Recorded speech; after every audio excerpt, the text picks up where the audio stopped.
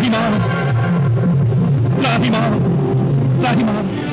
क्षमा करो प्रभु, मेरे अवगुण क्षमा करो। आपकी पूजा और विनय के उत्तर में मैंने अपना स्थान छोड़कर आपको मार्ग नहीं दिया। आपकी प्रेरणा से माया ने प्रकृति में जड़ चेतन सृष्टि की उत्पत्ति की है। उसी ने जड़ और चेतन की भिन्न भिन्न मर्यादाओं को निर्धारित 5 तत्व अर्थात आकाश, धरती, अग्नि, वायु और जल इस सृष्टि के मुख्य आधार हैं।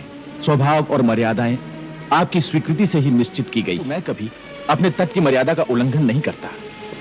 मेरा स्वभाव अक्षुभ्य है, परंतु आज आपके बाण ने मुझे क्षुब्ध कर। जल यदि अपनी मर्यादा को भंग करेगा तो आपकी आज्ञा का उल्लंघन होगा। आपको बाण चलाने की आवश्यकता भी नहीं।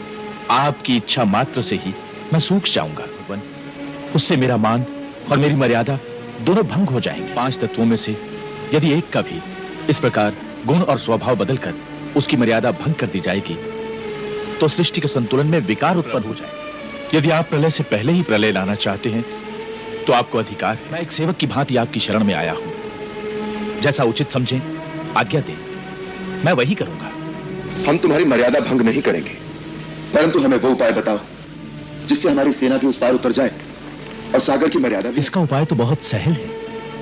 आपके सेनापतियों में नल नील नाम के 2 भाई हैं। वो ऋषियों का सामान उठाकर नदी में फेंक आते थे, जिससे दुखी होकर एक बार एक सिद्ध ऋषि ने उन्हें श्राप, कुछ भी सामान उठाकर पानी में फेंकेंगे वो कभी डूबेगा नहीं।